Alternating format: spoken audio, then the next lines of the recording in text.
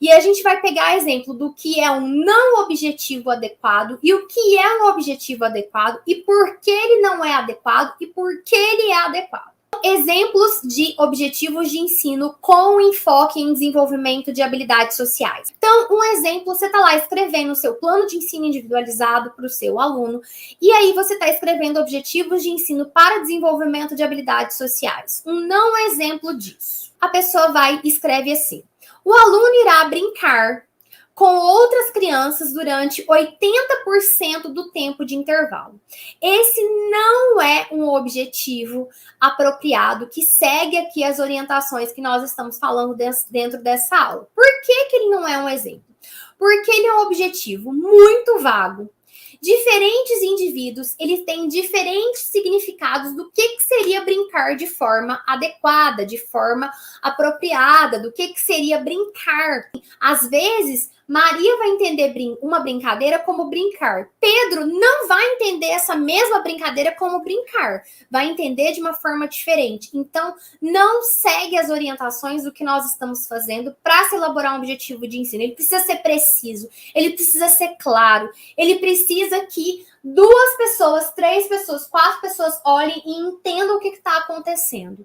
Então, a gente pode ter diferentes significados de brincar. Então, não é uma forma adequada você escrever que Pedro irá brincar com outras crianças durante 80% do tempo de intervalo. Aí a gente entra em outro problema. Então, o que é esperado para que o aluno faça deve ser definido de forma mais clara. Então, a gente precisa ser mais claro e mais preciso, bem detalhadinho mesmo, sem preguiça de escrever.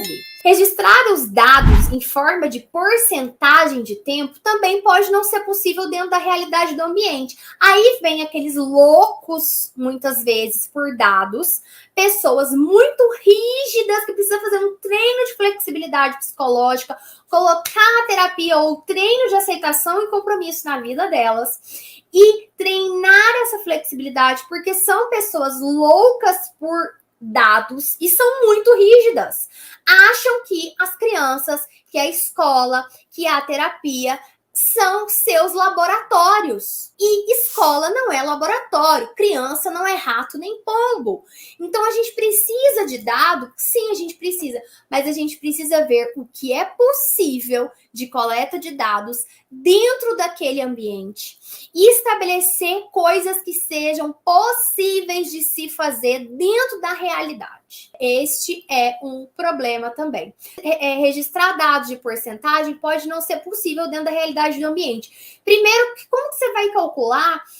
Você vai ter que pegar ali o tempo, cronometrar, colocar 80% do tempo, fazer esse cálculo de o que seria 80% do tempo de intervalo. Porque às vezes o intervalo não é só o recreio. As crianças têm outros momentos de intervalo entre aulas, ou naquele dia teve uma dinâmica diferente. Então, até esse número de tempo de intervalo, ele pode ser variável. Então, todo dia você vai ter que ir lá e calcular esse 80%, e você vai ter que ficar lá com o cronômetro e etc. Então, assim, gente, muitas vezes não é possível. Se a gente estiver falando de um comportamento muito grave, muito sério, um problema de comportamento sério, importante, aí a gente até pode vir com medidas talvez um pouco mais rígidas aí e focadas para fazer medidas de comportamento para a gente obter dados mais precisos. Mas, certamente, isso não vai ser tão possível de se fazer no dia a dia. Então, vamos lá, um exemplo de um objetivo de ensino escrito de maneira apropriada. O aluno irá responder. A gente chama de aluno, tá, gente? Não quer dizer que, então isso aqui é para professora, eu sou fonoaudióloga, isso aqui não é para mim. Não, gente, não é sobre isso. Na análise do comportamento, a gente chama de aluno ou cliente. Então, mais uma vez, vamos calçar as sandálias da humildade, trabalhar com os nossos próprios egos. Então, por isso que aqui eu utilizo aluno. O aluno vai responder a pelo menos um pedido para brincar de um par durante cada intervalo, respondendo, seja com verbalizações, ele vai fazer alguma coisa, ou seja, ações, ele vai até a criança para brincar com ela, tá? Positivas por 5 dias consecutivos. Isso é um objetivo que atende aos critérios que a gente falou aqui. Tá? Então, por que é um exemplo? A expectativa aqui do que é esperado para que esse aluno faça, esse sujeito faça, e eu não estou aqui utilizando o termo criança, porque isso aqui vale para qualquer pessoa que você estiver ensinando. A expectativa aqui, ela é específica, ela pode ser observada, ela pode ser medida por todas as pessoas da mesma maneira. É possível você registrar também esses dados para que se possa acompanhar se esse objetivo de ensino está ou não está sendo alcançado. Então, é algo mais possível do que o cálculo por porcentagem, que às vezes se torna mais difícil, mais desafiador.